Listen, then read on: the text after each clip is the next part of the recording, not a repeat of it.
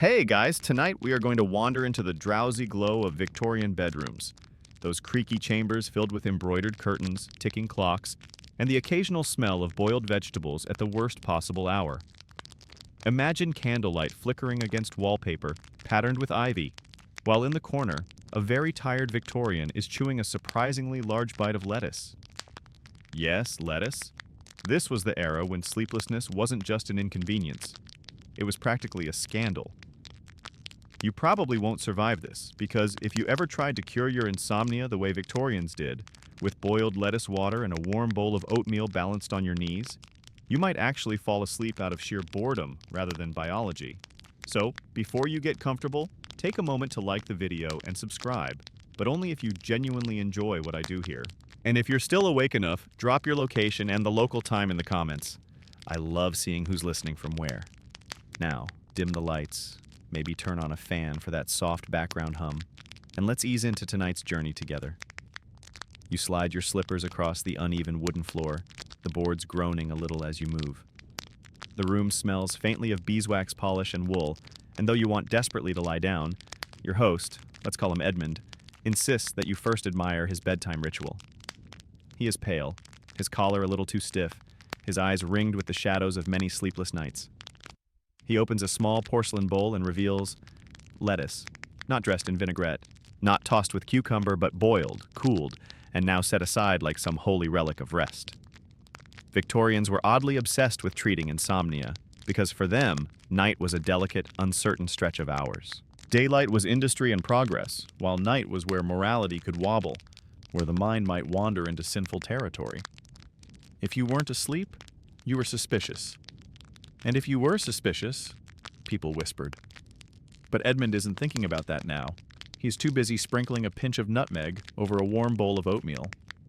The porridge steams gently, comforting in its blandness, the culinary equivalent of a polite handshake. Oatmeal before bed was thought to anchor the stomach, giving the restless body something heavy and calming to process overnight. Modern science would just call this being full, but to Edmund it is medical strategy. Historians still argue whether Victorians truly believed lettuce had narcotic powers or whether it was more of a polite placebo. Some journals claimed lettuce contained lactucarium, a kind of plant latex with sedative qualities. Others quietly admitted that unless you ate an entire field, you'd be more likely to suffer indigestion than dreamlike bliss. Still, the image stuck. A leaf of lettuce, simple and green, standing between you and eternal tossing. And oh, the rituals. Hearts of lettuce simmered in milk, stalks wrapped in cloth and pressed to temples, even leaves tucked beneath pillows in the hope of absorbing sleep through osmosis. Imagine a child rolling over at midnight and crunching on a forgotten leaf. Not quite the ASMR you were hoping for. The house grows quieter now. Outside, a horse-drawn cab rattles away into the night, its iron wheels echoing off damp cobblestones. You can hear the hum of the city settling into uneasy silence, gas lamps hissing, neighbors' footsteps fading on the stairs. Edmund sits by his bed, sipping carefully from a chipped cup of lettuce tea. The flavor? Bitter, slightly metallic, and not remotely what you'd call a treat. But Edmund nods solemnly, as if swallowing medicine, as though the leaf is whispering sleep into his veins. You watch him lie back at last, pulling a heavy quilt up to his chin. The mattress beneath him is lumpy horsehair, its unevenness perhaps more effective at keeping him awake than curing his insomnia. But the ritual comforts him. He believes in it, and belief is half the battle. Meanwhile, across the city, another household is doing the exact same thing. In wealthier parlors, silver trays deliver bowls of oatmeal sprinkled with cinnamon, while in humbler kitchens, oats bubble in cracked pots over smoky fires. The poor may not afford laudanum, and the rich may not trust folk cures, but lettuce and oats cross boundaries. They are democratic in their dullness. And somewhere, in a hushed medical hall, a lecturer raises a glass of lettuce extract to a room of yawning students, declaring it nature's gentle morphine. His words echo, self-important, yet history will chuckle. Because the truth is, lettuce water probably never put anyone to sleep, at least not more than a warm bath or a boring sermon. Still, as Edmund finally drifts off, more from exhaustion than science, you feel yourself pulled into his rhythm. The candle burns low, the air grows cool, and your own eyelids start to feel heavy. Perhaps lettuce really does work, but only because the story of lettuce is slow enough to make the body surrender. You roll forward with the night, following Edmund's gentle snoring into the wider landscape of Victorian anxieties. The Victorians were nothing if not professional worriers, and insomnia terrified them far beyond the simple inconvenience of being tired at breakfast. To lose sleep, in their minds, was to lose dignity, productivity, even morality. A sleepless person was a shaky cog in the vast machine of empire, and the Victorians did not like wobbly cogs. You imagine yourself perched in a stiff-backed chair in a London drawing room, the air heavy with coal smoke sneaking in from the street. A lady in a pale dress, cheeks slightly flushed, confides in you that she has not slept for 3 nights. She fears her digestion is failing, that her nerves are weak, and that, scandal of scandals, she might faint during tomorrow's tea party. In an age where fainting couches were basically living room furniture, this was a real concern. But still, she clutches her fan and lowers her voice, because to admit insomnia was to confess to something shameful, almost indecent. Why? Because sleeplessness was tied to every other creeping fear Victorians held. They believed lack of sleep caused fraying morals, just as too much leisure led to questionable reading habits or, heaven forbid, dancing after midnight. Some medical texts insisted insomnia weakened the very constitution, a catch-all word that seemed to mean both your stomach and your soul. The phrase nervous exhaustion floated around like an ominous cloud, ready to land on anyone who blinked awake at 2 a.m. Historians still argue whether these fears were driven by actual sleepless nights or by the cultural script that demanded constant industriousness. After all, this was the century of railways, telegraphs, and factories. The ticking of progress never stopped. So if you, a mere mortal, dared pause at night, you were falling behind. The quirks pile up. One gentleman in Manchester wrote that he feared sleeplessness would dissolve his manhood. Another housewife in Bristol complained that nights awake made her liable to sudden fits of weeping that shocked her cook. A minister's pamphlet, widely circulated, suggested that sleeplessness might even lead to a wandering of the affections, which is a polite way of saying that if you were awake too long, you might accidentally fall in love with the wrong person. Who knew insomnia could be blamed for adultery? You can picture the scene. Gaslight flickers on wallpaper patterned with ferns, while the sleepless lie awake, wide-eyed, hearing their own heartbeat and thinking, if I don't sleep, I might lose everything. Not exactly the lullaby one hopes for. Of course, remedies sprang up to meet these fears, from the practical to the bizarre. Doctors prescribed tonics laced with opiates. Helpful, yes, but not exactly lettuce. Others encouraged strict bedtime routines, no stimulating novels, no dramatic conversations, and certainly no cheese before bed. Cheese had a bad reputation, blamed for nightmares, indigestion, and, rather unhelpfully, unholy dreams. Imagine tucking into cheddar and then worrying you might dream of demons tap dancing on your chest. Not the most restful bedtime imagery. Yet, tucked into all this anxiety, there were softer notes.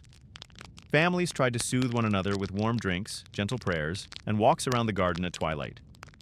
Servants padded softly through hallways with trays of warm milk or oat broth, hoping the master might finally drift off. It was part science, part ritual, and part theater. A nightly performance against the shadows of the mind. You listen now to the quiet street outside. Somewhere, the rattle of carriage wheels continues, reminding you that the city itself barely sleeps. The Victorian insomnia was as much about the environment, clanging factories, busy pubs, crying infants, as about the body. You lean into that hum, the sense of restlessness woven into the era, and realize they were frightened of their own modern world. A world too noisy, too bright, too fast. So when you pull the blanket up to your chin in this imagined Victorian bed, you're not just fighting your own insomnia, you're fighting the centuries. And somehow, that makes the lettuce tea by your side feel a little more heroic, even if it's only a soggy salad in disguise. The night drifts deeper, and with it, you find yourself seated in another Victorian bedroom. This one softer, warmer, and faintly ridiculous in its ritual. Tonight, the star of the show is lettuce. Not as a crisp salad, but as an agent of slumber. You watch a matron in her quilted dressing gown carefully arrange lettuce leaves like sacred objects. the way some people might fold linen napkins. She is not preparing dinner, she is preparing sleep. Victorian bedtime lettuce rituals came in many forms. The most popular involved steeping lettuce leaves in hot water to create a weak, slightly bitter tea. The concoction was believed to release the plant's lactucarium, a milky sap rumored to calm nerves and coax the brain into a dreamy haze. Of course, you know this is more placebo than potion, but the Victorians leaned into the idea with devotion. After all, anything was better than staring at the ceiling while the mantel clock ticked like a metronome of despair. Other remedies were far stranger. Some families chewed raw lettuce leaves slowly before bed, believing the crunch worked like a lullaby for the jaw. A more committed sleeper might actually place a fresh leaf beneath the tongue, as though letting the lettuce dissolve like a mint. Imagine the midnight surprise when you rolled over and found yourself drooling bitter green liquid on your pillowcase. Historians still argue whether these rituals sprang from ancient herbal traditions or from sheer desperation. The Romans, after all, were known to consume lettuce as a sedative after feasts. Galen, the ancient physician, praised its cooling, sleep-bringing qualities. Perhaps the Victorians were simply recycling old wisdom, wrapping themselves in classical credibility to justify their strange midnight snacks. Or perhaps they were clinging to any scrap of hope in a century that churned out as many anxieties as it did inventions. Quirkier still were the pillow rituals. Some Victorians tucked lettuce leaves beneath their pillows, convinced that the plant released vapors strong enough to drift upward and fog the restless mind. Picture this. You, in your starched nightshirt, sliding a slimy lettuce leaf under your feather pillow. You turn over once, twice, and soon the bed smells faintly like a wilted salad bar. Is that calming? Perhaps not. But in an age without sleep apps, one takes what one can get. Then there were poultices. Yes, poultices. Lettuce leaves warmed and pressed against temples or chests, as though the vegetable might whisper directly into the body, sleep now. Apothecaries even sold concentrated lettuce extracts, sometimes mixed with alcohol or honey to mask the taste. These tinctures were stored in elegant bottles with labels promising serenity and gentle slumber, though the reality was closer to mildly damp disappointment. You sit in the corner of this candlelit room, watching the lettuce ritual unfold. The husband, already skeptical, mutters that he prefers a shot of brandy, while the wife insists that the lettuce works wonders if taken faithfully. Their daughter, peeking from behind the doorframe, giggles at the sight of her parents preparing what looks suspiciously like rabbit food. The truth is, these rituals were about more than chemistry. They were performances of care, little bedtime dramas that reassured the sleepless that they were not powerless. You weren't just lying awake, helpless. You were doing something. You were taking charge of the night with a leaf of lettuce clutched in hand, and that confidence alone could nudge the mind toward rest. Outside, the fog rolls along the street, muffling the hoofbeats of late-night cabs. The world feels slower, softer.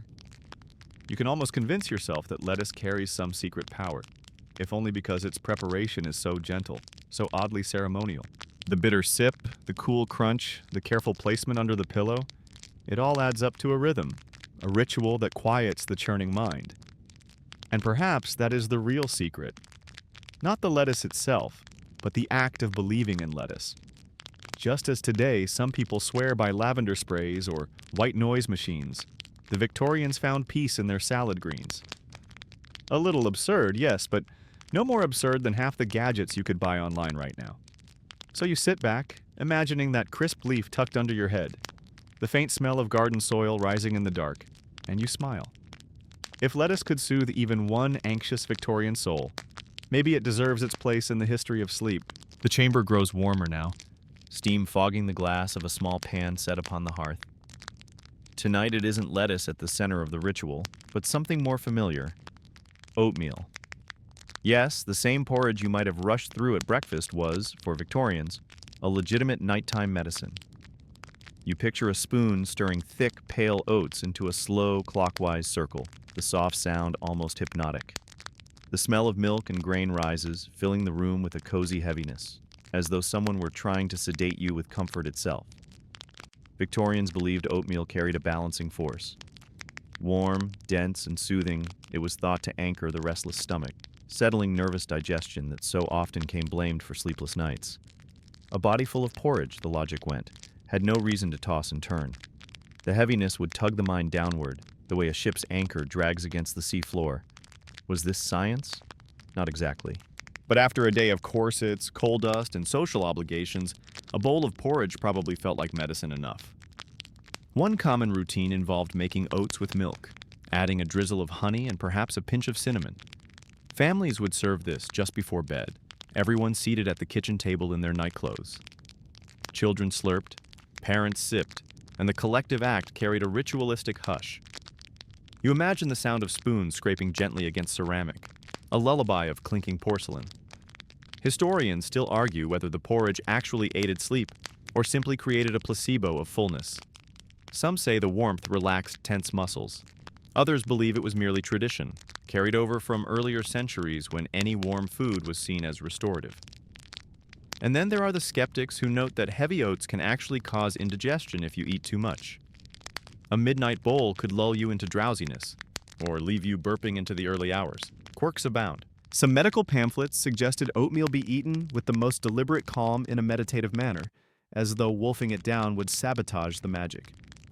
Others insisted it should be taken with boiled water rather than milk, claiming dairy was a devil to digestion. Still others added lettuce right into the porridge, an unholy mash that blurred the line between salad and breakfast. Imagine spooning that into your mouth at midnight, grimacing but determined, whispering, "For sleep, for sleep." And yet, for all the mockery we might give it, oatmeal was democratic in a way many cures were not.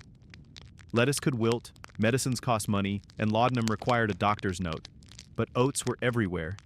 The poorest households could scrape together a bowl, just as the richest could dress it up with cream and nutmeg. In that sense, the porridge pot was a rare equalizer across classes, a quiet midnight ritual shared by miners and duchesses alike. You sit now at a heavy wooden table, watching a tired family eat their bedtime oats. The father's eyelids droop as he chews, the children giggle softly between yawns, and the mother hums a tune while ladling out second helpings. There's a sweetness to the scene, a simplicity that borders on sacred.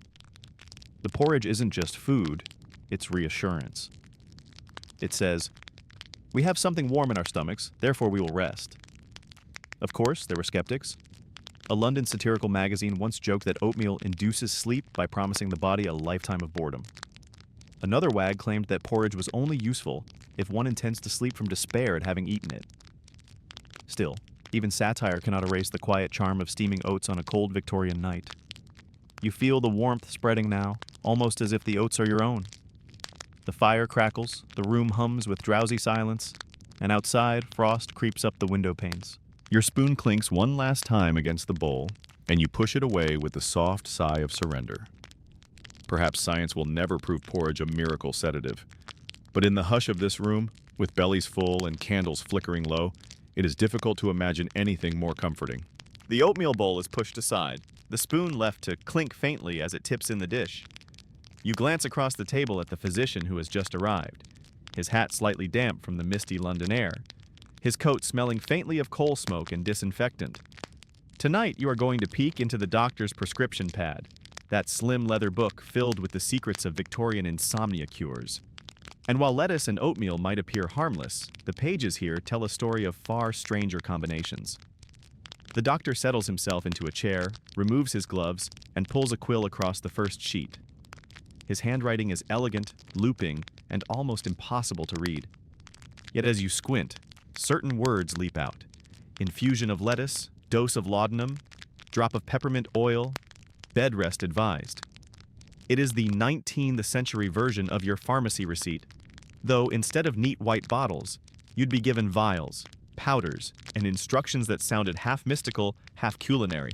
Doctors often mixed lettuce into more potent recipes, hoping to strengthen its sleepy reputation. One might prescribe a syrup of boiled lettuce sweetened with sugar, fortified with a touch of opium tincture. Another suggested blending lettuce tea with chamomile and hops, served steaming at the bedside. The oddest? Lettuce steeped with vinegar, then dabbed gently on the forehead. Imagine lying there with salad dressing cooling on your brow, your doctor nodding earnestly beside you.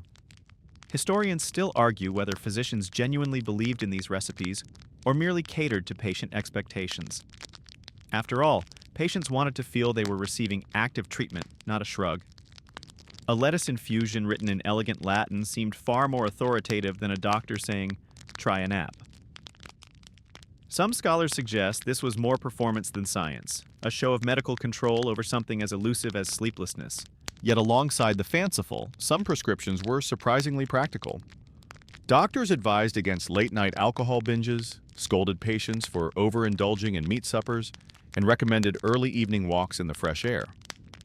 Others suggested keeping the bedroom cool, a habit that lingers in modern sleep hygiene. You might smile at lettuce pressed to the forehead, but you can nod approvingly at the advice to avoid rich puddings at 10 p.m.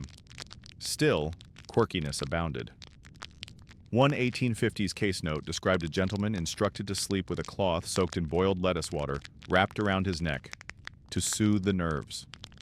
Another physician prescribed oatmeal gruel laced with nutmeg and rosewater as both a sleep aid and a cure for melancholy spirits. You picture the patient sipping this floral porridge while trying not to sneeze. And then there was laudanum.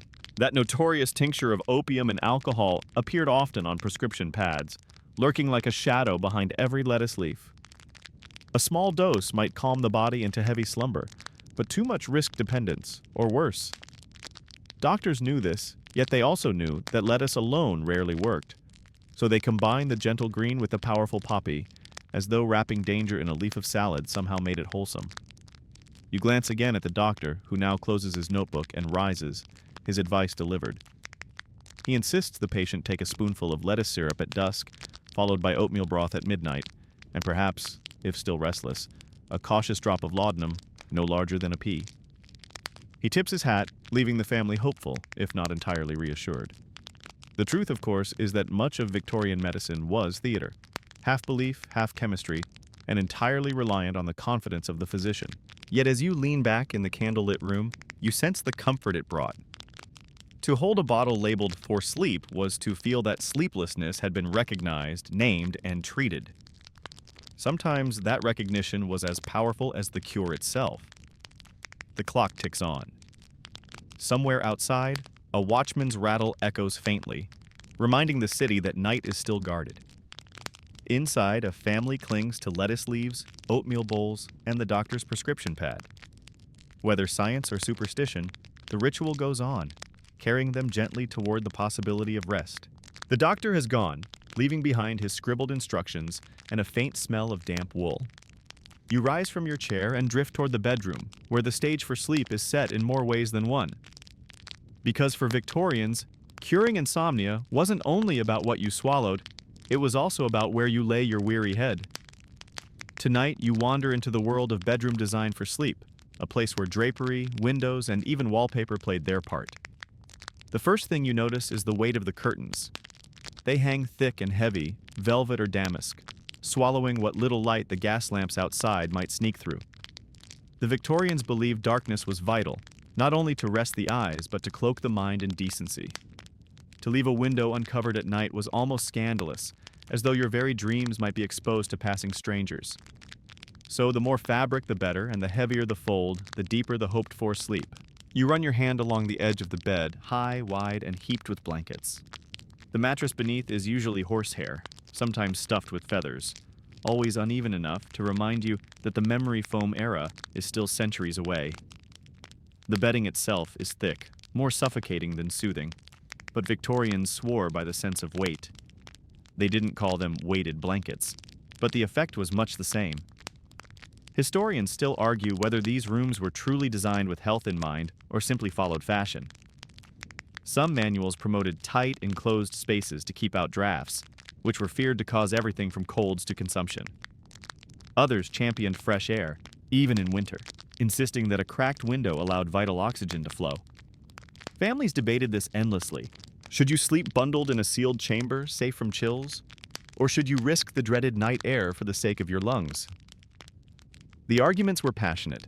Dinner parties ruined over the subject of cracked windows. And then there were the little details.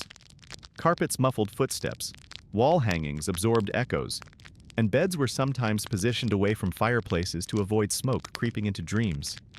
Some households even placed bowls of water in corners to humidify the air, a primitive version of your bedside vaporizer.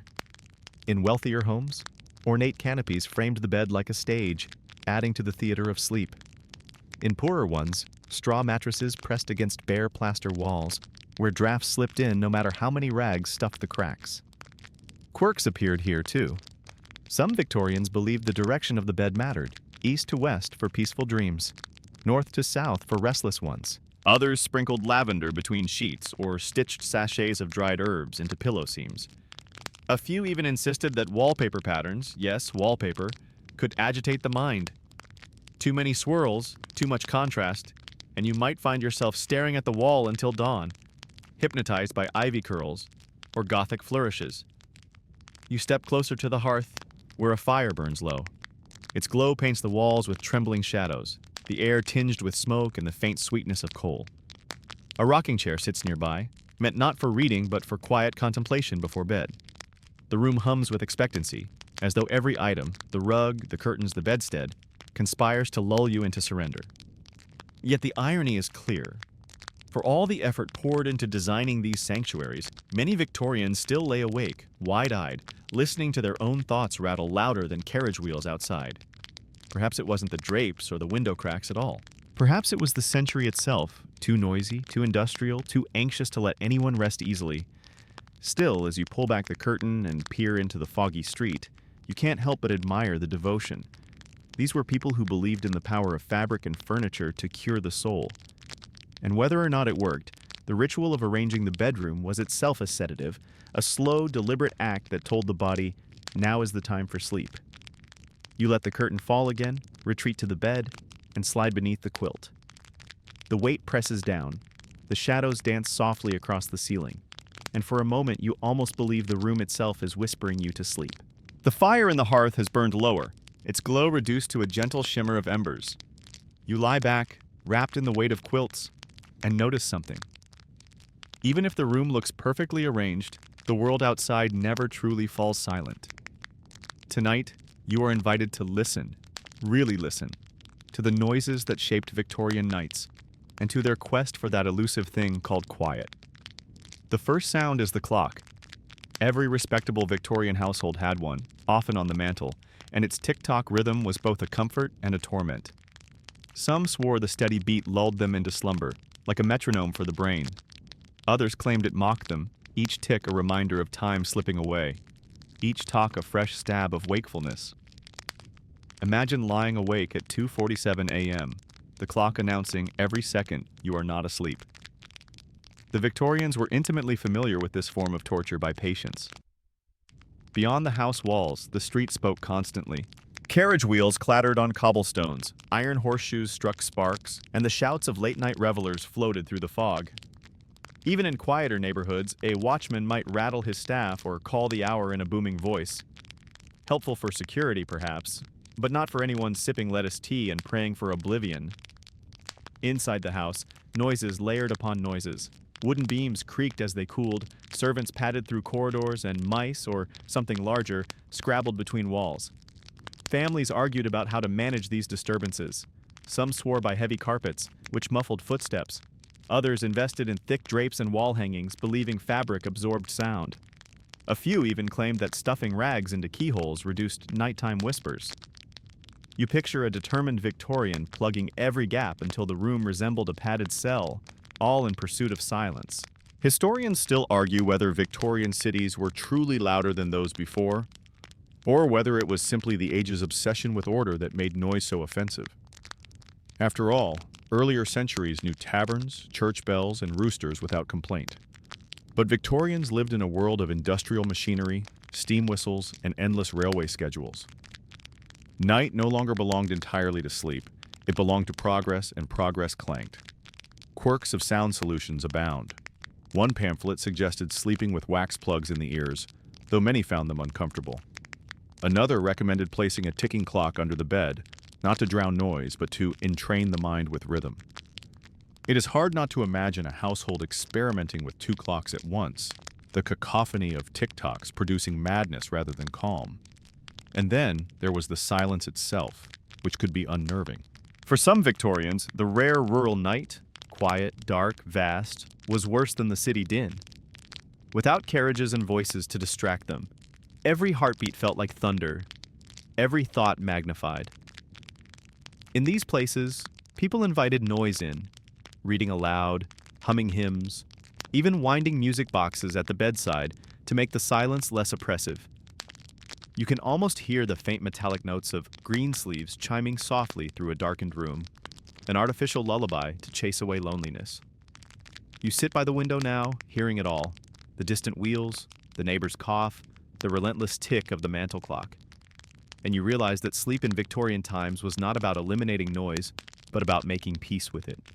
The lettuce tea might soothe, the oatmeal might settle, but the soundtrack of the night was always there, soft, uneven, inescapable.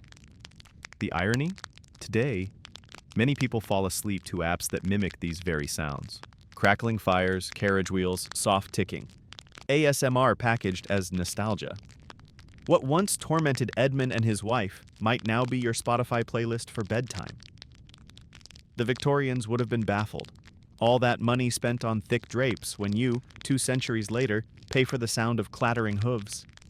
The last ember in the hearth sighs into ash. The room falls quieter, but not silent.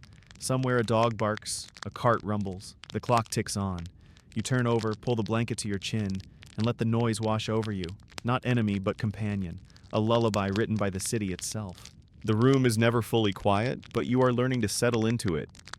Tonight, however, you'll peek not through curtains or corridors, but into something far more intimate. The diaries and journals where Victorians confessed their long, sleepless hours. If lettuce tea and oatmeal were the stage, then these private pages were the whispered monologues of the play. You ease open a leather-bound diary, its edges worn, its paper smelling faintly of dust and ink. The first entry you read is from a young woman in Bath, who writes, "I lay awake until dawn, the moon shifting in its chair above the rooftops, and my thoughts like rats, scurrying without rest." You pause on that image. Thoughts as rats. Chewed at by insomnia, her words scuttle across the page. And yet, between the lines, you sense her desperation to make meaning of her struggle.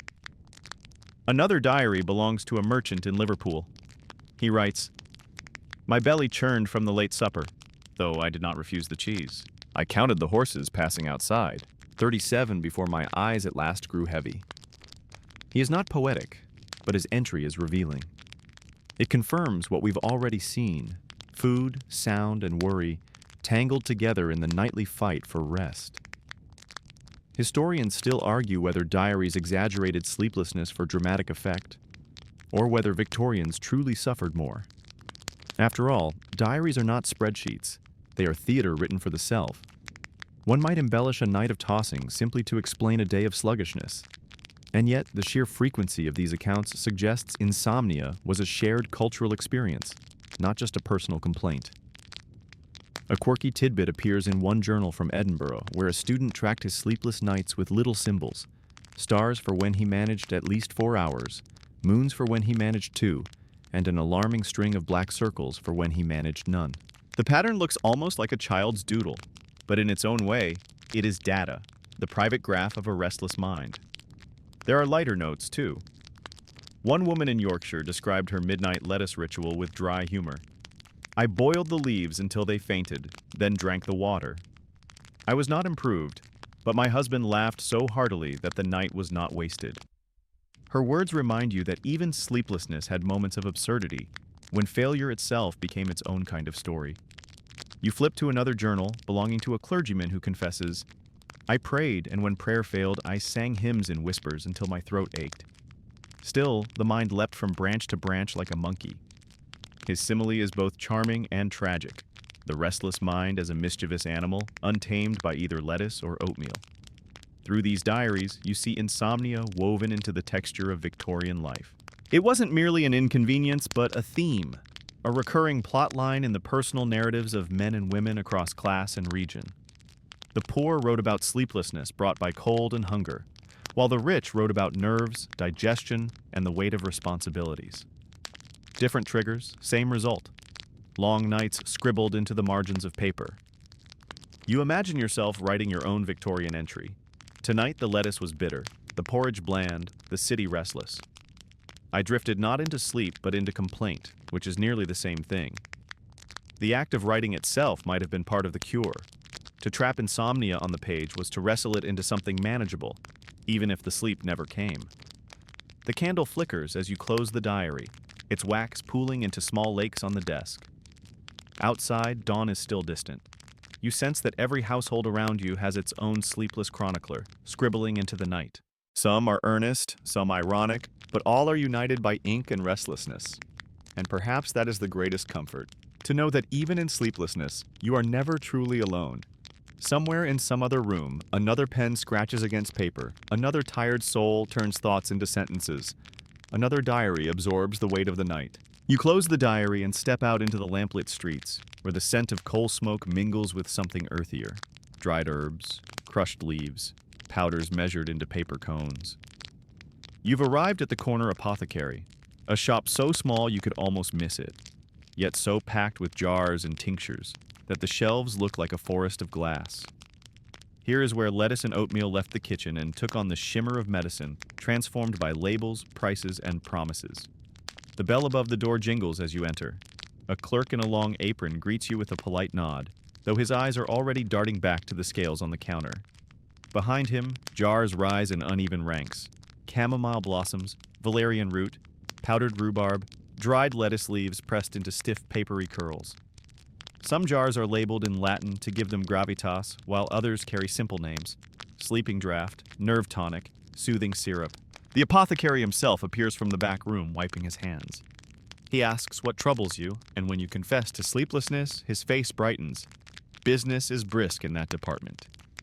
He reaches for a jar labeled Lactuca virosa, the so-called wild lettuce, whose milky sap was thought to act as a gentle sedative. He measures a few crumbles into a paper packet, folding it neatly before sliding it across the counter. Steep in hot water, he advises. Sip slowly, dream sweetly. Historians still argue whether apothecaries truly believed in these remedies, or whether commerce guided their hands. The line between medicine and marketing blurred easily in a world where regulation was minimal. One could sell lettuce extract beside bottles of opium without much distinction, and customers often trusted the label more than the science. Yet to stand in such a shop was to feel reassured, to sense that the restless night had an opponent in powdered form. There are quirks aplenty here. Quirks. Some apothecaries stocked mixtures called sleeping chocolates, blending cocoa with lettuce extract and sugar. Others sold syrups thick with molasses, flavored just enough to hide the bitterness of herbs. One even offered lettuce lozenges, small greenish tablets meant to be sucked slowly in bed, like a cough drop for the soul. Imagine rolling that around your tongue in the dark, waiting for either slumber or disappointment. And of course, the shelves carried contradictions. Next to the jars of lettuce, you might find caffeine-rich cola nut, sold for invigoration. In one shop window, a placard advertised both stimulants for the weary and sedatives for the restless. The Victorian apothecary was a buffet of opposites, catering to whichever mood gripped you. You watch a young man step in, his boots muddy, his voice low. He asks for a tonic to calm his racing nerves. The apothecary prepares a vial of lettuce extract, but not without slipping in a dash of laudanum. The customer leaves with his bottle, hopeful. Minutes later, a housemaid hurries in for porridge oats, which the shop also stocks. She pays with a few coins, clutching the bag tightly as though it were treasure. Sleep is democratic in its demand, but not always in its solutions. You linger, running your fingers across the cold glass jars. The faint scent of dried herbs mixes with something medicinal, metallic, like iron filings and sugar. It is oddly soothing, this little world of powders and bottles. Even if the lettuce does nothing, even if the porridge is just porridge, the ritual of purchase makes it real. Someone has measured it for you, labeled it for you, assured you that it is a cure. The bell jingles again as you leave. The fog has thickened outside, curling against the gaslight. In your pocket rests a small packet of dried lettuce leaves, folded tight like a secret. You can almost believe they will work. Not because the plant has power, but because the apothecary's words, the shop's shelves, the clink of jars, have already begun to lull you. The apothecary's packet of dried lettuce crackles in your pocket as you walk home through the fog. You step back into the bedroom, where the heavy curtains hang. The fire glows faintly, and the silence seems ready to cradle you. Yet here in the Victorian night, sleep is not just personal, it is social. Tonight you feel the weight of something less visible, the social shame of sleeplessness. Imagine confessing at breakfast that you hadn't slept. In our world, you'd likely get sympathy, perhaps a joke about coffee. In Victorian society, however, the response could be quite different. Raised eyebrows, a glance suggesting weakness, even whispered questions about your morals. To be sleepless was not simply to be tired. It was to fail at discipline, to lose control of your body in a way that suggested your mind might wander too. A lady of standing who admitted to lying awake risked gossip. Was her nervous system delicate? Was she overindulging in novels? Was she discontent in her marriage? The whispers flowed easily, because insomnia was never treated as a solitary problem. It was a crack in the public image. A gentleman, meanwhile, risked seeming less industrious. A sleepless man was a sluggish man, unfit to keep up with empire's demands. To yawn at the office was to yawn at the future of progress itself. Historians still argue whether this stigma truly reflected health concerns or whether it was a product of Victorian obsession with self-control. This was the age of temperance leagues, moral societies, and endless manuals on proper conduct. If you couldn't manage something as basic as falling asleep, what else might you fail at? The night became a test of character as much as a test of nerves. There were quirkier consequences, too. Some etiquette guides warned against bringing up sleeplessness in conversation, lest it make others uncomfortable. Others suggested disguising tiredness with bright colors or a cheerful smile, the Victorian equivalent of fake it till you make it. One absurd piece of advice even recommended claiming you had chosen to read until dawn, rather than admit to being unable to sleep. Apparently, voluntary insomnia was more respectable than involuntary tossing and turning. You imagine a drawing room scene, a group gathered for tea, the clink of china, polite laughter. A woman admits softly, "I could not sleep last night." The room stills. One guest coughs. Another changes the subject. And beneath it all lingers the unspoken judgment. What is wrong with her? Meanwhile, her husband covers his own fatigue by loudly praising the power of his restorative porridge, a socially acceptable narrative. For the working class, shame came differently. Sleeplessness meant inefficiency, and inefficiency meant lost wages. A factory worker who arrived groggy risked ridicule from peers or dismissal from supervisors. To claim insomnia was to sound fragile in a world where toughness was survival. Better to say nothing, better to push through the day bleary-eyed than to admit to a weakness associated with softness or even laziness. You feel the weight of this stigma pressing down like another heavy quilt. It explains the persistence of lettuce cures, oatmeal rituals, and apothecary potions, not only as remedies but as shields. To say, "I take lettuce tea for my sleep," was to prove you were managing the problem, acting responsibly, not succumbing to weakness. The cure was as much about respectability as rest. The fire cracks softly, sending shadows across the wall. You realize that for Victorians, insomnia wasn't just a private struggle, it was a social performance. Every sip of lettuce water, every spoonful of porridge, was a small defense against judgment, a nightly declaration. I am in control. I am virtuous. I am doing something about it. Whether it worked or not mattered less than the appearance that you were trying. As you lie back, you feel that same tension, personal comfort competing with social expectation. The darkness of the room hides your fatigue, but the daylight to come promises exposure. Better drink the lettuce, better eat the oats, better pretend you slept than confess you did not. And in that pressure, you hear the true sound of Victorian insomnia, not the ticking clock, not the horse on cobblestones, but the quiet whisper of shame. You tilt your head and notice something peculiar by the bed. A contraption of wood and brass that looks like it escaped from a railway carriage and got lost in a nursery. Welcome to the cabinet of odd sleep gadgets, where Victorians mixed ingenuity with impatience and hoped mechanics could do what lettuce and oatmeal sometimes could not. You brush your fingers along a polished rail and feel a faint vibration. The bed itself is gently rocking. Not the waves of a ship, not quite, but a slow cradle motion designed to lull adults like oversized infants who have paid extra for first-class drowsiness. Mechanical rocking beds were very real, pushed by catalogs and medical supply houses that promised somnolent oscillation. Some models used a foot treadle so a spouse or servant could pump the bed into motion. Others employed counterweights and a discrete pulley affixed to the ceiling beam. You lie back and let it sway. The feeling is oddly pleasant, a reminder that the body loves rhythm even when the mind does not. Of course, the risk is obvious. Once the rocking stops, you jolt awake, furious that your mattress is not the ocean. One can imagine an exhausted housemaid giving up at 3 a.m., letting the bed slow to a stop while you mutter, "Just 10 more pushes." To complement the rocking, Victorians adored weight. You've already met the heavy quilts that pass for cousins to modern weighted blankets, but this room boasts a special gravity coverlet, stitched with tiny sand pockets to distribute pressure evenly. The sensation is like being tucked in by a determined grandparent who is also an engineer.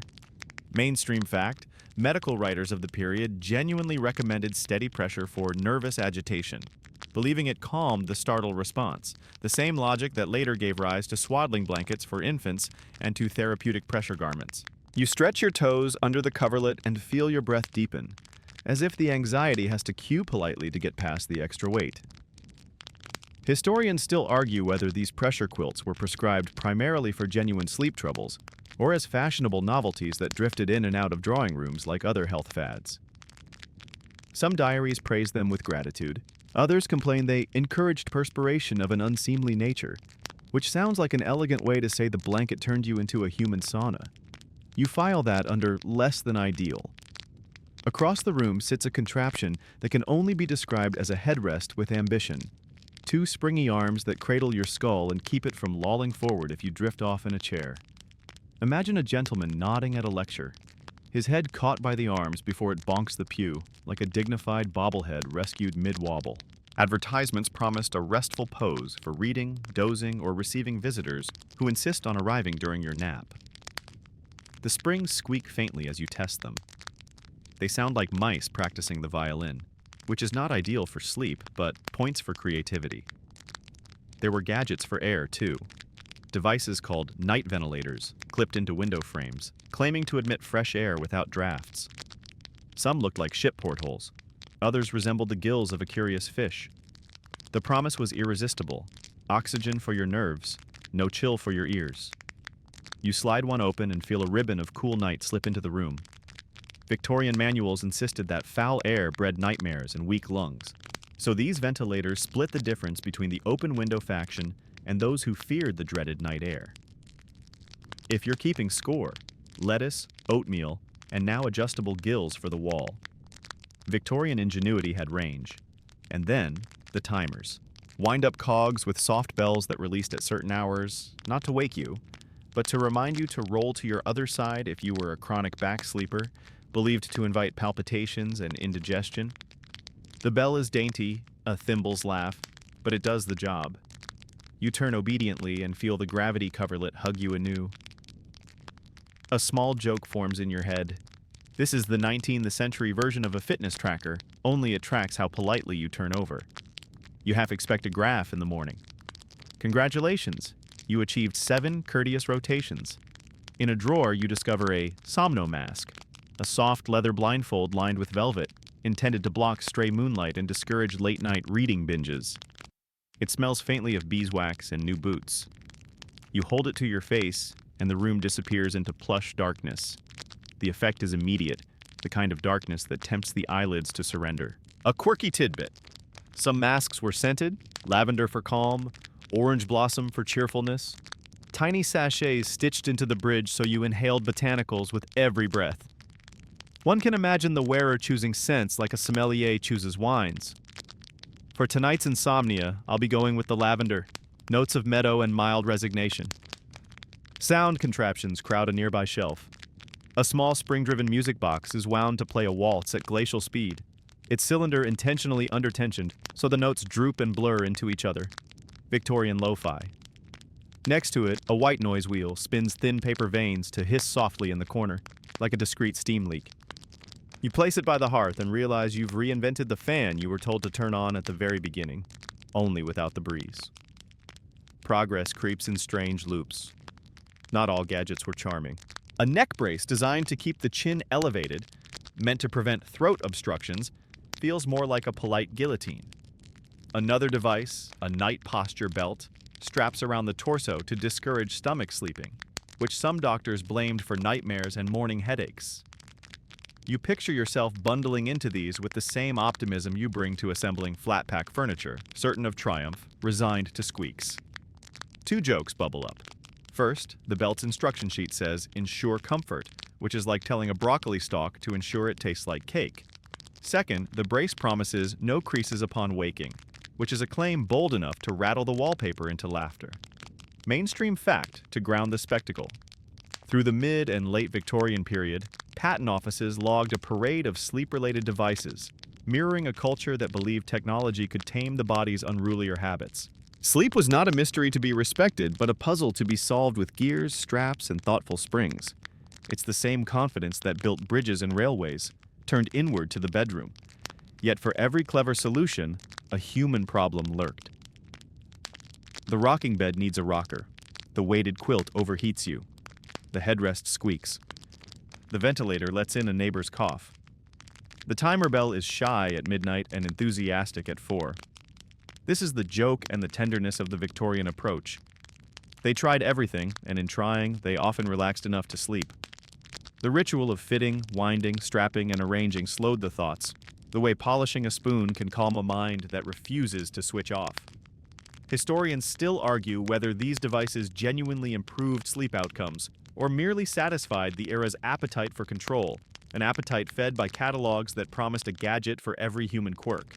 Some scholars point to letters praising the soothing sway and restful pressure, while others note the equally many complaints about noise, heat, and the creeping sense that one had turned the bed into a minor railway project. You return to the mattress and let the rocking bed nudge you toward the dreamline. The gravity coverlet settles like a quiet promise. The music box unfurls a sleepy waltz that wobbles at the edges. And even though you know that lettuce, oatmeal, and this orchestra of contraptions may not conquer every night, you feel their combined effect. The comforting sense that the century, with all its clocks and cogs, is on your side, trying to hush the mind with gentle momentum and a bit of brass. Before your eyes close, a final whimsy. You imagine a modern review written in a Victorian newspaper. 5 stars, would be lulled again. It's a silly thought, but it makes you smile, and the smile loosens something in the chest. The bed rocks once more, soft as a breath, and you drift a fraction deeper than before. The rocking bed still sways faintly, but tonight your attention shifts beyond gadgets to the people themselves. Because in Victorian Britain, not all beds, meals, or cures were created equal. The experience of sleeplessness was filtered through class, and the cures, whether lettuce or oatmeal, took on different forms depending on wealth, status, and circumstance. You slide from the comfortable chamber of Edmund and his velvet curtains into 2 other rooms, one draped in silks, the other smelling of soot. First, the aristocratic night. A lady in her drawing room sits before a silver tray, the steam of a delicate porridge bowl rising beneath a sprinkling of nutmeg. A servant pours warm milk from a porcelain jug, while another tends to the fire. She sighs about her delicate nerves, a phrase as fashionable as her lace collar.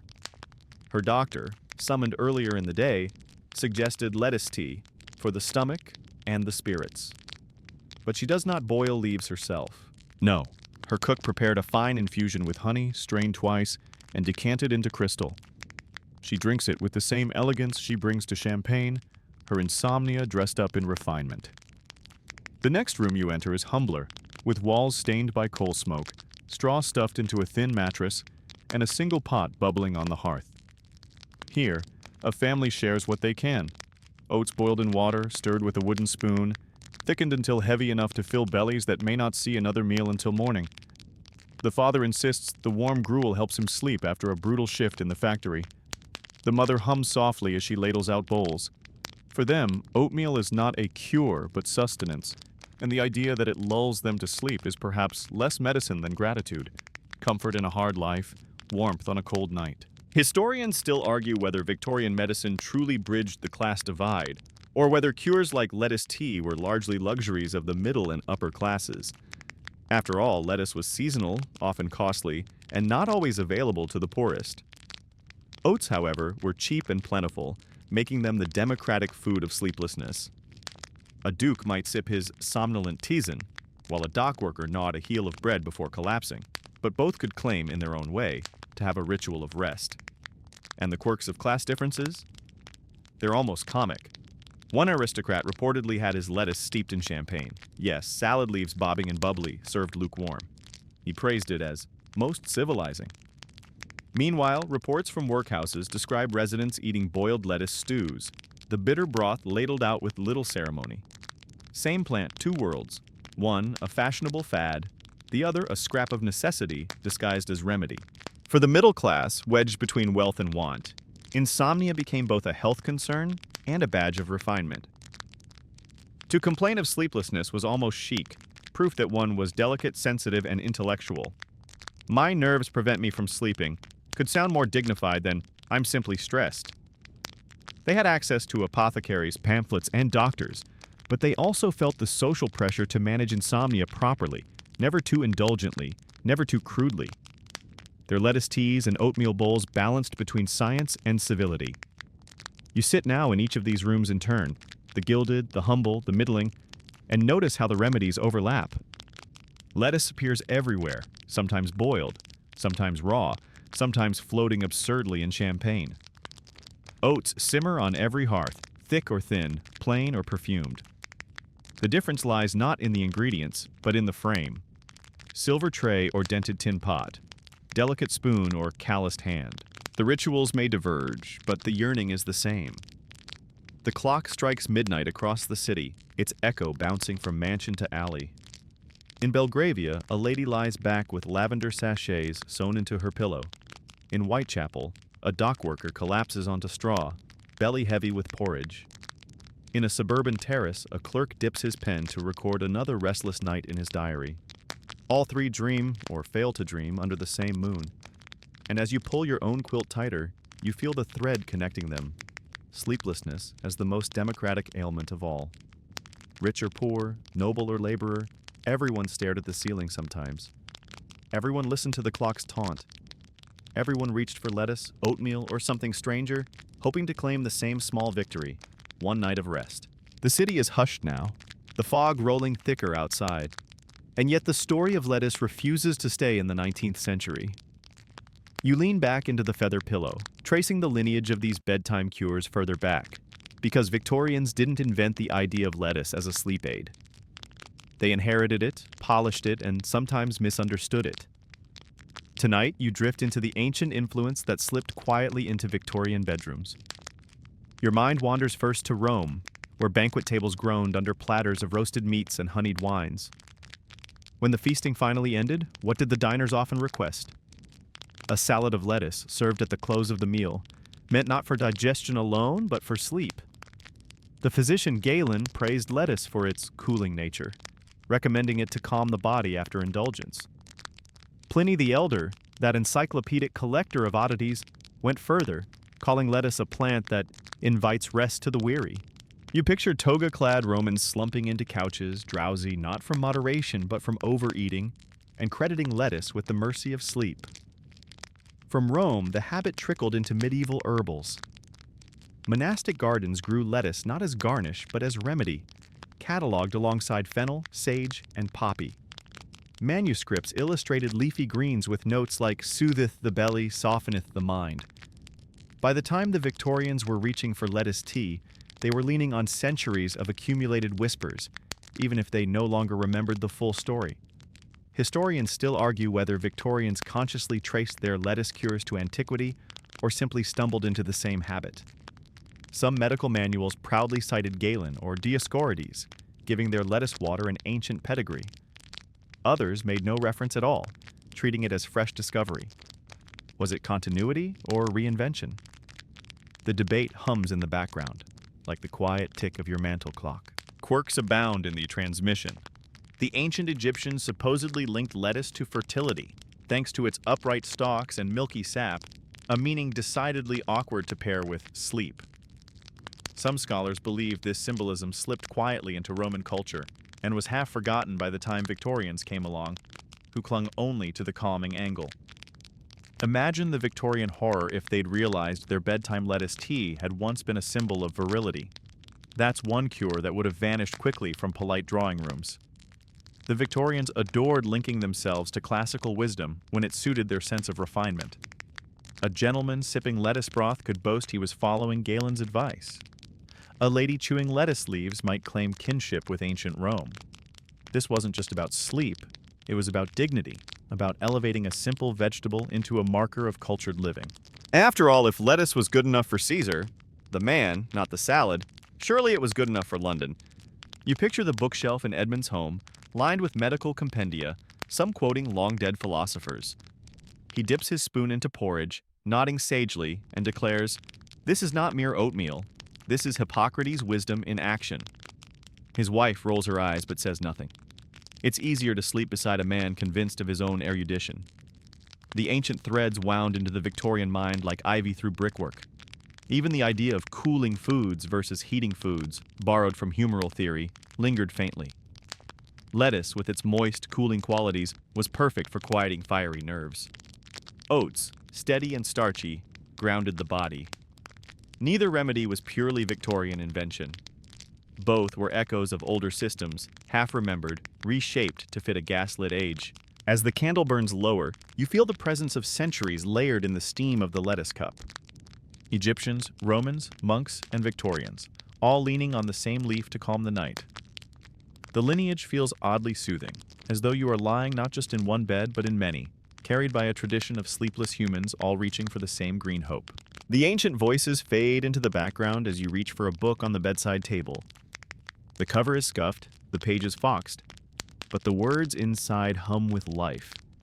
Because insomnia did not only haunt doctors' prescriptions or household remedies, it spilled onto the pages of Victorian literature, where sleepless characters paced candlelit corridors and authors themselves confessed to scribbling at impossible hours. Tonight, you let the ink guide you through literary sleepless nights. You open first to Dickens, who rarely wasted an opportunity to describe London by night. His characters wander streets at ungodly hours, their thoughts running wild as gas lamps flicker and fog curls around corners. In Bleak House, the sleeplessness of Jarndyce is almost a character itself, the restless pacing of a man gnawed by worries. One imagines Dickens himself lying awake, taking notes on the shapes insomnia makes against the city. From there, you drift to the Brontes. Charlotte, in letters, admitted her mind raced so much she often read until dawn. Emily, more private, wrote of night as a time when imagination stretched too wide to allow rest. Their heroines sigh at windows, the moors dark and stirring, as though sleep were too tame an activity for such dramatic landscapes. You picture a Bronte heroine, instructed to drink lettuce tea, replying with a stormy glare, "I prefer sleeplessness to mediocrity." Historians still argue whether sleepless writers exaggerated their insomnia for effect, or whether creative minds were genuinely more restless. Perhaps both. After all, diaries and letters from poets echo the same theme, night as enemy, but also as muse. For some, the inability to sleep was torment. For others, it was fuel, the hour when inspiration struck loudest, leaving lettuce and oatmeal abandoned on the table while ink took their place. A quirky tidbit lies in a little-known poet named George Darley, who published an ode to sleep, so filled with frustration that readers chuckled at its cranky tenderness. He begged for the balm that lettuce yields, and lamented that his bed was a chamber of rebellion. The fact that lettuce found its way into verse at all speaks volumes about its cultural place, part joke, part genuine hope. And then there are the anonymous voices in serialized magazines, letters from readers describing insomnia as though it were a villain. One woman wrote in 1867, "I read until cockcrow, lettuce leaves at my side, and yet my eyes would not shut." Her words are more poignant than polished, yet they capture the exact mix of domestic ritual and literary desperation that defined so many nights. You picture the writers themselves, candles burning low, scratching quills across pages in rooms filled with stale air and unslept hours. Dickens perhaps nibbling toast, Bronte staring out at the moors, an anonymous clerk penning a poem no one would ever publish. Their insomnia became literature, their tossing and turning transformed into stories that continue to echo. It makes you wonder, was insomnia a curse or a companion? To the Victorians, it was both, shameful in polite conversation, but strangely powerful on the page. Writers turned sleeplessness into a narrative tool, a way to explore inner turmoil, morality, even humor. What lettuce could not soothe, language could capture. And in doing so, sleeplessness found a kind of immortality. You set the book aside. The room is still, the fire a faint glow. Outside, the fog presses against the window pane like another heavy curtain. And you think of all those writers, awake with you in spirit, scribbling their nocturnal thoughts while the rest of the world slept. Their words, preserved on paper, are the evidence of nights when lettuce failed but imagination triumphed. The ancient voices fade into the background as you reach for a book on the bedside table. The cover is scuffed, the pages foxed, but the words inside hum with life. Because insomnia did not only haunt doctors' prescriptions or household remedies, it spilled onto the pages of Victorian literature, where sleepless characters paced candlelit corridors and authors themselves confessed to scribbling at impossible hours. Tonight you let the ink guide you through literary sleepless nights. You open first to Dickens, who rarely wasted an opportunity to describe London by night. His characters wander streets at ungodly hours, their thoughts running wild as gas lamps flicker and fog curls around corners. In Bleak House, the sleeplessness of Jarndyce is almost a character itself, the restless pacing of a man gnawed by worries. One imagines Dickens himself lying awake, taking notes on the shapes insomnia makes against the city. From there, you drift to the Brontes. Charlotte, in letters, admitted her mind raced so much she often read until dawn. Emily, more private, wrote of night as a time when imagination stretched too wide to allow rest. Their heroines sigh at windows, the moors dark and stirring, as though sleep were too tame an activity for such dramatic landscapes. You picture a Bronte heroine, instructed to drink lettuce tea, replying with a stormy glare, "I prefer sleeplessness to mediocrity." Historians still argue whether sleepless writers exaggerated their insomnia for effect, or whether creative minds were genuinely more restless. Perhaps both. After all, diaries and letters from poets echo the same theme, night as enemy, but also as muse. For some, the inability to sleep was torment. For others, it was fuel, the hour when inspiration struck loudest, leaving lettuce and oatmeal abandoned on the table while ink took their place. A quirky tidbit lies in a little-known poet named George Darley, who published an ode to sleep so filled with frustration that readers chuckled at its cranky tenderness. He begged for the balm that lettuce yields, and lamented that his bed was a chamber of rebellion. The fact that lettuce found its way into verse at all speaks volumes about its cultural place, part joke, part genuine hope. And then there are the anonymous voices in serialized magazines, letters from readers describing insomnia as though it were a villain. One woman wrote in 1867, "I read until cockcrow, lettuce leaves at my side, and yet my eyes would not shut."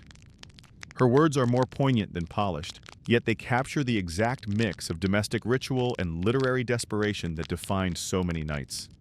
You picture the writers themselves, candles burning low, scratching quills across pages in rooms filled with stale air and unslept hours.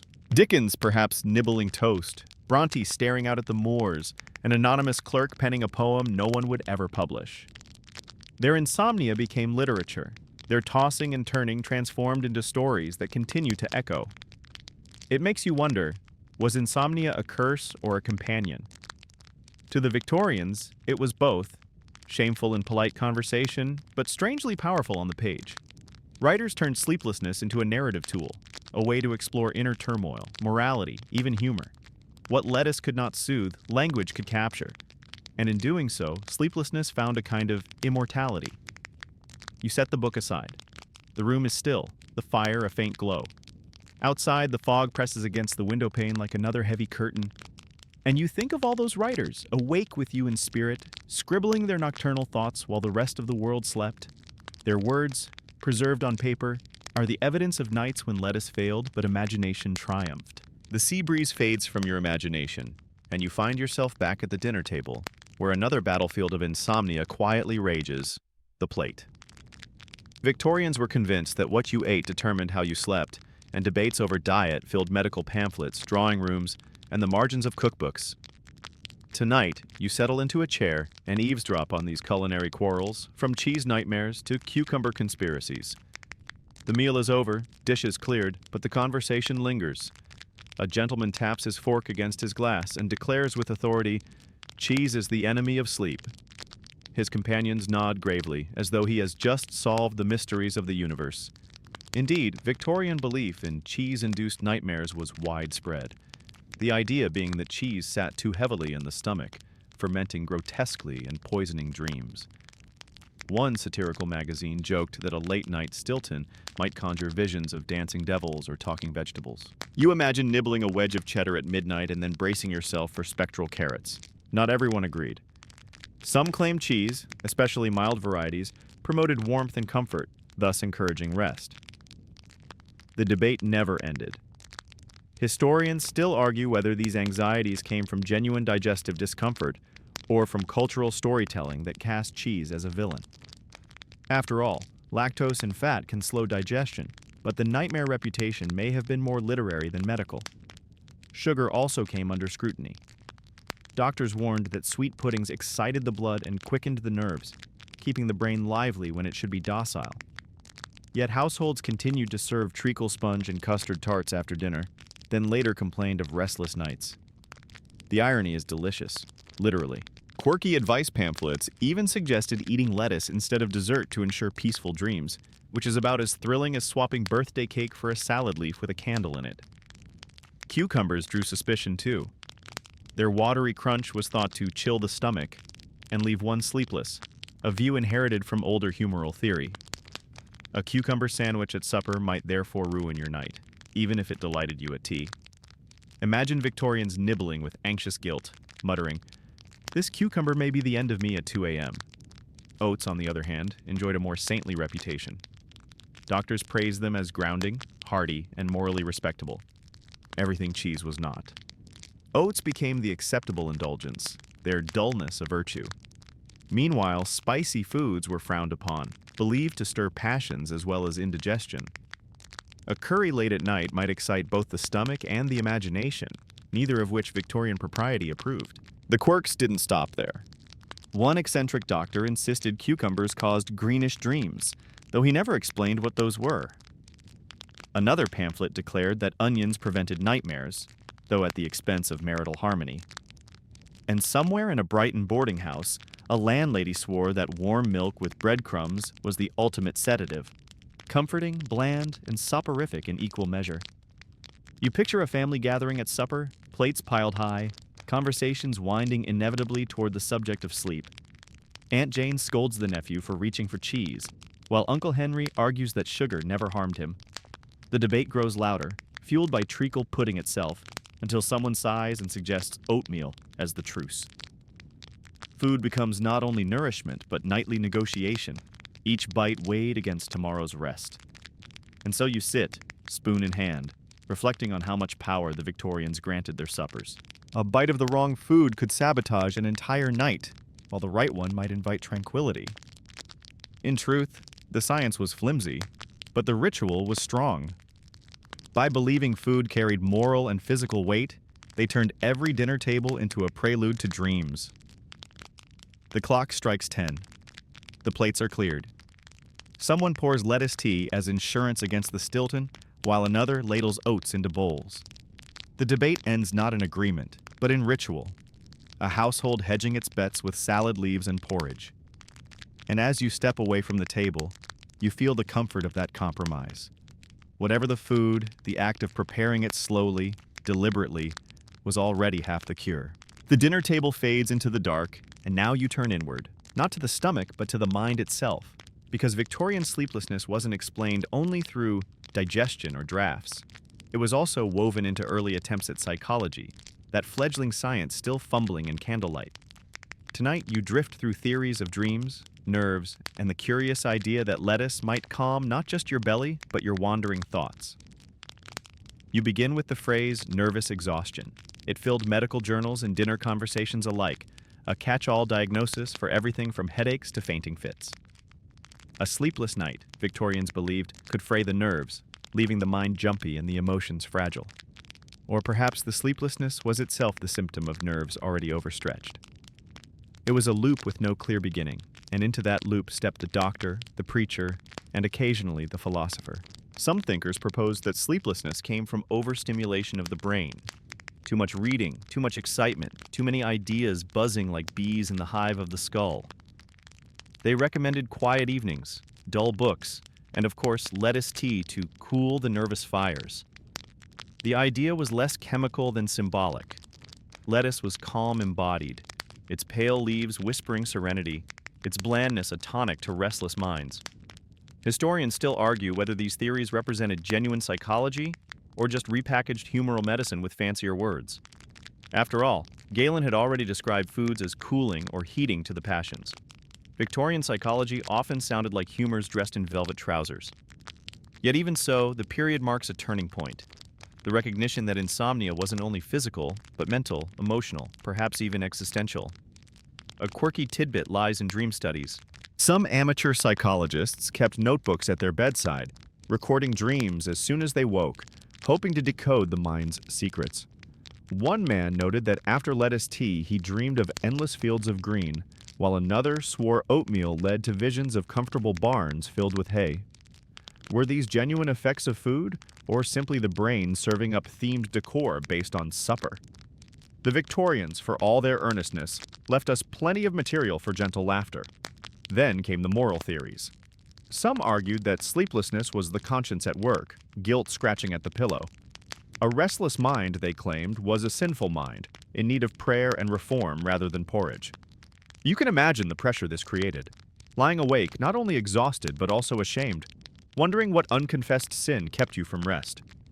If lettuce failed, perhaps repentance might do. And yet, in quieter corners, more compassionate voices emerged. Some doctors and early psychologists suggested that sleeplessness was simply part of human variety, that certain minds were more active at night, more alive in the dark. These voices offered gentler advice. Write down your thoughts, walk softly by moonlight, sip something warm, and don't punish yourself for what the body resists. In their words, you hear the faint prelude to modern sleep therapy, centuries ahead of its time. You picture yourself in a small Victorian study, seated at a desk with a flickering candle, pen in hand. The house is quiet, the world asleep, but your mind roams widely. You jot down stray thoughts, fears, hopes, fragments of dreams. Outside, the night presses close, but inside you feel calm, the act of writing easing the tension. Perhaps this too is a cure. Not sleep itself, but a way of taming the mind until sleep comes of its own accord.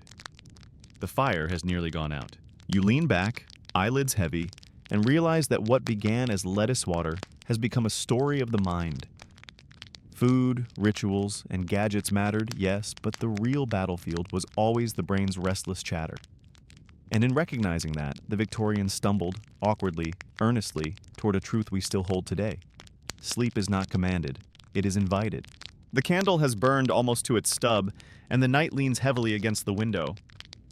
As your mind drifts from the proto-psychology of sleeplessness, another influence seeps into the room: religion. For Victorians, faith was not just a Sunday ritual. It permeated their daily routines, including the long hours spent tossing in bed. Tonight you kneel, metaphorically at least, at the intersection of lettuce tea, oatmeal porridge, and prayer. Picture a minister preaching softly to his congregation on a winter evening. His words echo in the cold nave. Sleeplessness is the soul's reminder to seek God. For many Victorians, insomnia was framed not simply as a bodily failure, but as a spiritual signal. If you lay awake at midnight, perhaps it was because your conscience stirred, or because God wished to speak to you in the hush of darkness. That interpretation might comfort or burden, depending on the listener. The rituals were straightforward. A sleepless Victorian might light a candle, kneel at the bedside, and recite psalms or prayers until the rhythm lulled the mind. Some clergy encouraged repeating a single verse, over and over, as though it were a holy lullaby. "He giveth his beloved sleep," from Psalm 127, was especially popular. Half affirmation, half plea. You imagine whispering it until the syllables blurred, drifting between devotion and drowsiness. Historians still argue whether religion eased or exacerbated insomnia. On one hand, prayer provided comfort, structure, and a sense of purpose to restless hours. On the other, sermons often framed sleeplessness as punishment or moral failing, leaving the anxious even more so. Was insomnia a test of faith, or simply a byproduct of too much tea at supper? Scholars debate, and somewhere in that tension lies the heart of the Victorian night. Quirks crop up in unexpected corners. Some religious guides recommended oatmeal as the humble meal of the righteous, its simplicity deemed spiritually pure. Eating porridge before bed, therefore, became not only medicinal but also moral, a way to align body and soul. Lettuce, too, appeared in sermons as a symbol of humility, plain, unadorned, and therefore fit for the faithful. Imagine a preacher likening the humble leaf to the soul at peace, waving it in the pulpit like a visual aid for holiness. Not all advice was solemn.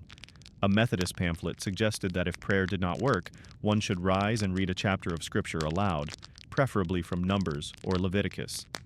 Books so detailed and repetitive that they might cure insomnia by sheer monotony. You picture a weary parishioner nodding off halfway through a list of genealogies. Lettuce tea forgotten on the nightstand. In Catholic households, rosaries clicked softly through the hours, each bead a measured breath. In evangelical homes, hymn books rested on nightstands, ready to be sung in whispers until sleep arrived. Some even believed that warm oatmeal with honey mirrored the milk and honey of biblical promise, making the meal itself a devotional act. And yet, even within faith, humor found a place. One diary entry from a curate Riley notes, "I prayed fervently for sleep, then found myself wide awake, composing tomorrow's sermon on prayer." Perhaps the Lord has a sense of irony. His honesty brings a smile across the centuries, proof that even in spiritual context, insomnia was both trial and comedy. The candle gutters, leaving the room almost dark. You lie back, the echoes of prayers and hymns still humming faintly in your ears. Whether or not they brought actual sleep, they gave sleepless Victorians a frame, a purpose, a way to sanctify their restlessness. And in that sanctification, perhaps they found enough peace to close their eyes. The last prayer fades into silence, and you find yourself drawn not to the diary or the pulpit this time, but to the stiff-backed seriousness of the medical journal. On the shelf of a Victorian study sits a row of bound volumes, pages yellowed, fonts small and dense. Tonight you slide one free, open its creaking spine, and discover the peculiar world of medical controversies surrounding lettuce and oatmeal, equal parts confidence, confusion, and contradiction. The first article you read announces boldly, "Lactuca, when properly prepared, is equal in virtue to opium, though less dangerous." The author praises lettuce as nature's gentle narcotic, insisting it calms the mind without impairing the constitution. A table lists cases where patients, after weeks of sleeplessness, allegedly dozed off within minutes of taking a lettuce syrup. The certainty in his tone is almost comical, as though one leaf could rival the poppy fields. But turn a few pages and the skepticism begins. Another doctor dismisses the idea outright.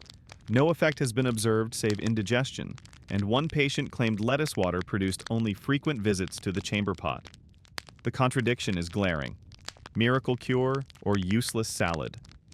Historians still argue whether these journals reflect genuine experimental trials or simply personal biases dressed up as science. After all, the 19th century was not yet bound by double-blind studies. A persuasive anecdote could masquerade as fact. Some debates grew heated. One society of physicians in Edinburgh reportedly held an evening lecture that devolved into argument, half the room praising lettuce as a sedative, the other half snorting with disbelief. A satirical sketch later depicted the doctors hurling cabbages at each other, though whether that truly happened or was just cartoonist mischief is anyone's guess. Quirks appear between the lines. One journal published a recipe for lettuce wine, an infusion of leaves fermented with sugar and yeast, meant to be both medicinal and pleasant to drink. Another promoted oaten cakes for nervous ladies, suggesting that small biscuits of oats before bed carried restorative calm.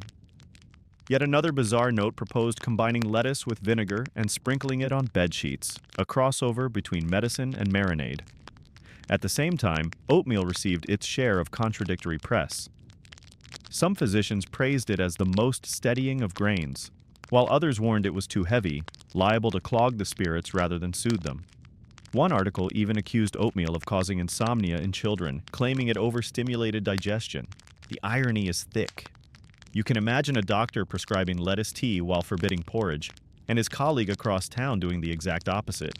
The journals also reveal a broader debate. What was insomnia, really? Was it a physical disease of the nerves? A symptom of poor digestion? A moral weakness? Each article leaned in a different direction, and lettuce or oats were swept up in the tide of disagreement. To some, they were tools in a serious medical arsenal. To others, they were laughable relics of folk superstition. You picture a Victorian household receiving the latest journal, the father reading aloud by lamplight. Ah, lettuce is now proven effective. Only for the next issue to declare the opposite. It was like chasing sleep through quicksand, each opinion shifting before you could rest on it. No wonder families clung to their own rituals. If science wavered, at least the porridge pot and the lettuce kettle offered steady reassurance. The fire pops softly, and you close the heavy book. The words inside feel dense, contradictory, oddly human. They remind you that even professionals argued in circles, just as you sometimes argue with yourself at 3 in the morning. Will I sleep? Won't I? Maybe if I try this or that. The journals may have been dressed in Latin and footnotes, but at their core they were no different than the bedside diaries of the sleepless, earnest attempts to wrestle with the night. The journal closes with a thud, and the echoes fade into the soft ticking of the mantel clock. The candles are nearly gone, the fire little more than a glow, and you sense the century itself sliding toward dawn. Tonight's journey ends here, with the decline of lettuce cures and the slow unraveling of oatmeal rituals, as electric lights, modern medicine, and changing habits pulled Victorian nights into a new age. You picture the late 19th century home, transformed by innovation. Gas lamps give way to electric bulbs, their bright white glare seeping into bedrooms, turning night into an imitation of day. Sleep, once coaxed by darkness, now struggled against illumination. The lettuce tea ritual, so quaint, so deliberate, felt out of place in a room buzzing with wires and switches.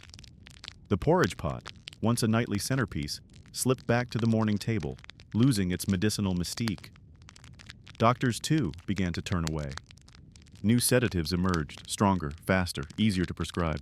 Bromides, chloral hydrate, and eventually barbiturates promised a chemical certainty lettuce could never match. Journals that once debated lettuce wine versus lettuce poultice shifted their focus to pharmaceutical trials, their pages growing colder, more clinical. The soft humor of salad as soporific was replaced by the serious weight of modern pharmacology. Historians still argue whether this transition marked progress or loss. On one hand, medicine gained precision, and the sleepless finally had treatments that worked. On the other, something vanished. The rituals, the shared porridge bowls, the quiet belief that a leaf or grain could cradle you toward rest. A lettuce leaf tucked under a pillow may not have cured insomnia, but it carried a tenderness no pill could replicate. Quirky remnants lingered, though. Lettuce-based tonics survived in patent medicine advertisements well into the early 20th century, often rebranded as herbal nerve sedatives. Oatmeal, stripped of its medical claims, lived on as a comfort food, occasionally recommended in old-fashioned household guides as a bedtime snack. And even today, you'll find whispers online about lettuce water for sleep, proof that some rituals refuse to vanish completely. You imagine Edmund, older now, watching his children laugh at his lettuce teas and rocking bed. They prefer the bright switch of the electric lamp, the efficiency of modern medicine.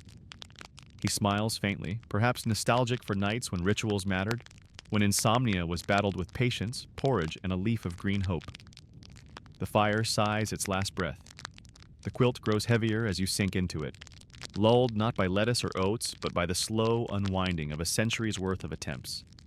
You feel the layers of history settle gently on your chest, as though each cure, each diary, each prayer has conspired to hush you into stillness.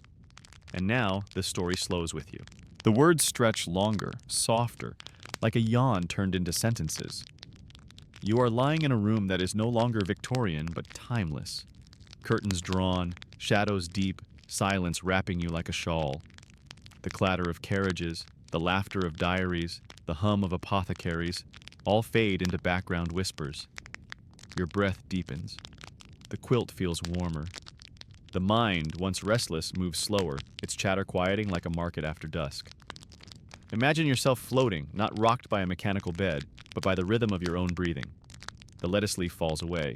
The oatmeal bowl cools. Nothing remains but stillness. If your eyes are still open, let them close now. If they are already shut, let them grow heavier still. You are safe, you are warm, and the story has carried you this far only to leave you gently, softly, in the arms of sleep. The night belongs to you. The rest, at last, is easy. The story has reached its end, and with it, the pace slows even further. You are no longer walking Victorian streets or sipping bitter lettuce water. You are simply lying here in the quiet, in the dark, with nothing more required of you. The words stretch out like long, calm waves, one after another, washing against the shore of your thoughts until there is nothing left to hold on to. Picture yourself in a gentle space, a room with curtains drawn, a fire long gone cold, yet no chill touches you. The bed beneath you feels steady, familiar, as though it has been waiting patiently all this time. Each breath you take deepens the stillness, settling you a little further, the way sand sinks beneath the tide.